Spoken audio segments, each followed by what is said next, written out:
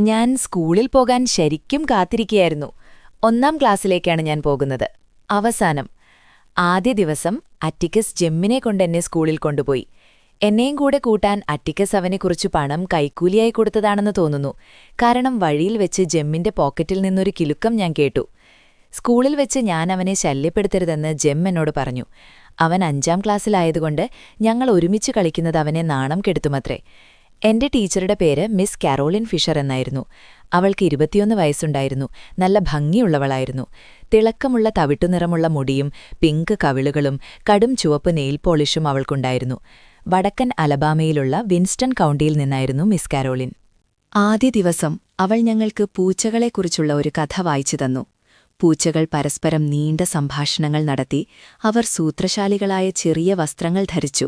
അടുക്കളയിലെ സ്റ്റൗവിനടിയിലുള്ള ഒരു ചൂടുള്ള വീട്ടിൽ താമസിച്ചു. മിസ്സിസ് കാറ്റ് ഒരു ചോക്ലേറ്റ് മോൾട്ടഡ് എലികളെ ഓർഡർ ചെയ്യാൻ ഡ്രഗ് സ്റ്റോറിലേക്ക് വിളിച്ചപ്പോഴേക്കും ക്ലാസ്സിലെ കുട്ടികൾ സീറ്റുകളിൽ ഇളകിമറിയുകയായിരുന്നു. ഈ കഥ അവർക്ക് തീരെ കുട്ടിക്കളിയാണെന്ന് അവർക്ക് തോന്നി.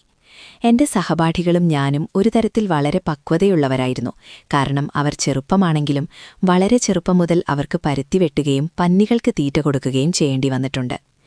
എനിക്ക് വായിക്കാൻ അറിയാമെന്ന് മിസ് കാരോലിൻ ഫിഷർ കണ്ടെത്തി. ഇതവളെ അസ്വസ്ഥയാക്കി. എനിക്ക് തോന്നുന്നു അവൾക്ക് എന്നെ വായിക്കണമായിരുന്നു. എനിക്കിതിനകം അറിയാമെന്നത് അവളെ നിരാശപ്പെടുത്തി. അതുകൊണ്ട് അവൾ എന്നോട് ദേഷ്യപ്പെട്ടു. എന്ത് വിഡ്ഢിത്തം! എന്റെ അച്ഛൻ അറ്റിക്കസ് എന്നെ ഇനി പഠിപ്പിക്കരുതെന്ന് അവൾ എന്നോട് പറഞ്ഞു. കാരണം അദ്ദേഹം എല്ലാം തെറ്റായി പഠിപ്പിക്കുമത്രേ. പക്ഷെ അദ്ദേഹം എന്നെ പഠിപ്പിച്ചില്ലെന്ന് ഞാൻ അവളോട് പറഞ്ഞു. അപ്പോൾ മിസ് കാരോലിൻ പറഞ്ഞു, നമ്മുടെ ഭാവനയെ നമ്മൾക്ക് വിട്ടുകൊടുക്കരുത് മോളെ. ഇനി നിന്റെ അച്ഛനോട് നിന്നെ പഠിപ്പിക്കരുതെന്ന് പറയുക. പുതിയ മനസ്സോടെ വായന തുടങ്ങുന്നതാണ് നല്ലത്. ഞാൻ ഇവിടെ നിന്ന് ഏറ്റെടുത്ത് ഈ കേടുപാടുകൾ തീർക്കാൻ ശ്രമിക്കുമെന്ന് നീ അദ്ദേഹത്തോട് പറയുക. നിന്റെ അച്ഛന് പഠിപ്പിക്കാൻ അറിയില്ല. എനിക്ക് തോന്നുന്നു ഓരോ രാത്രിയിലും അച്ഛന്റെ മടിയിലിരുന്ന് അദ്ദേഹം പത്രം ഉറക്കെ വായിക്കുമ്പോൾ വാക്കുകൾക്കടിയിലൂടെ വിരലോടിച്ച് ഞാൻ വായിക്കാൻ പഠിച്ചതാണ്. എനിക്ക് എഴുതാൻ അറിയാമെന്നതിനും മിസ് കാരോലിൻ എന്നോട് ദേഷ്യപ്പെട്ടു. അതിന് കാൽപൂർണിയായിരുന്നു ഉത്തരവാദി. മഴയുള്ള ദിവസങ്ങളിൽ അവൾ എന്നെ ഇരുത്തി ബൈബിളിലെ ഒരു അധ്യായം പകർത്തി എഴുതിക്കുമായിരുന്നു. സ്കൂളിലെ ആദ്യ ദിവസം ഉച്ചഭക്ഷണ സമയമായപ്പോൾ വാൾട്ടർ കണ്ണിങ്ഹാമിന് ഉച്ചഭക്ഷണമില്ലെന്ന് മിസ് കാരോലിൻ ശ്രദ്ധിച്ചു. അവൻ ഉച്ചഭക്ഷണം വാങ്ങാൻ അവളൊരു $1 കടം കൊടുക്കാൻ ശ്രമിച്ചു. പക്ഷെ അവൻ വളരെ നാണിച്ചു വേണ്ടെന്ന് പറഞ്ഞുകൊണ്ടേയിരുന്നു. മിസ് കാരോലിനോട് സാഹചര്യം വിശദീകരിക്കാൻ ക്ലാസ് എന്നെയാണ് പ്രതീക്ഷിച്ചത്. അതുകൊണ്ട് ഞാനത് ചെയ്തു. ഞാൻ എഴുന്നേറ്റപ്പോൾ അവൾ ചോദിച്ചു, എന്താ ജീൻ ലൂയിസ്? ഞാൻ മറുപടി പറഞ്ഞു, മിസ് കാരോലിൻ, അവനൊരു കണ്ണിങ്ഹാമാണ്. പക്ഷേ ഞാൻ എന്താണ് ഉദ്ദേശിച്ചതെന്ന് അവൾക്ക് മനസ്സിലായില്ല. കണ്ണിങ്ഹാമുകൾ വളരെ ദരിദ്രരായ കർഷകരായിരുന്നു.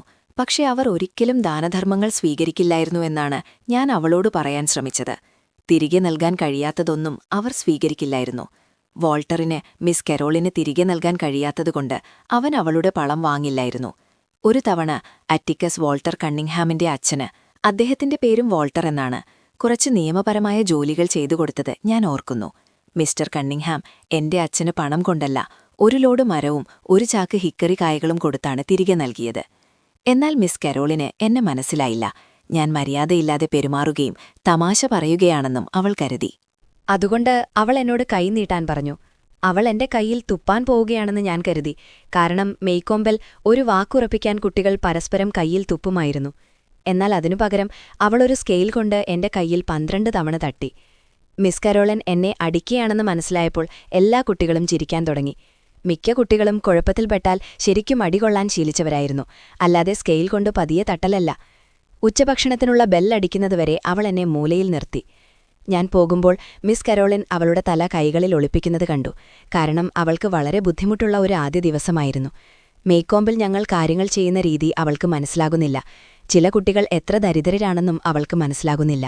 അവൾ എന്നോട് അത്ര ക്രൂരമായി പെരുമാറിയില്ലായിരുന്നെങ്കിൽ എനിക്ക് അവളോട് സഹതാപം തോന്നിയേനെ. അവളൊരു സുന്ദരിയായ ഒരു കുഞ്ഞു പെണ്ണായിരുന്നു.